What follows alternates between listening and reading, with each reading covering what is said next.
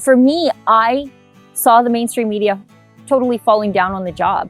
They were only telling one side of the story, and we get that criticism too, that we're only telling the right side of the story, the conservative side of the story, and that's true, but someone's got to. I just felt like the mainstream media was getting it wrong or missing the point on so much, or they were only hearing from one set of voices when there's a whole other set of voices in this country. This is a completely different life, and I don't live that far outside of the city, about 45 minutes, but it's completely different. I felt like the mainstream media in their bubble in downtown Edmonton or downtown Calgary or downtown Ottawa weren't hearing from people like me. They weren't even talking to people like me, let alone talking about the issues that mattered to us. At the end of the day, this is why it matters how your politicians feel about civil liberties, because civil liberties, they're most important not during good times, not when there are no restrictions. They are to be protected in the event of an emergency, a pandemic, a war.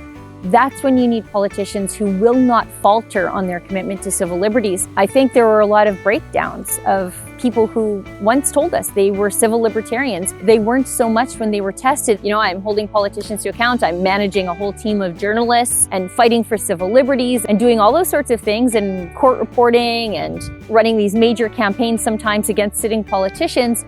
I still think it's really important to have really strong domestic skills. I firmly believe in the gender roles. While I'm doing all these things that are sort of, like I said, in a man's world, I pickle, I can, I sew, I crochet, I make every lunch that the kids eat, I cook supper every single day. I think that's really important. That's my first and most important job, is to take care of my house and my family. Ralph Klein once said, "Let the Eastern bastards freeze in the dark." You know, so sometimes that might be one way of teaching everybody the value of Alberta's contributions when those contributions are no longer there. I think Alberta needs politicians, both provincially and federally, who are not afraid to challenge the status quo and to allow Alberta to flex our muscles in the same way that Quebec flexes their muscles within Confederation. Quebec has no problem saying no to Canada. Alberta, we don't really say no.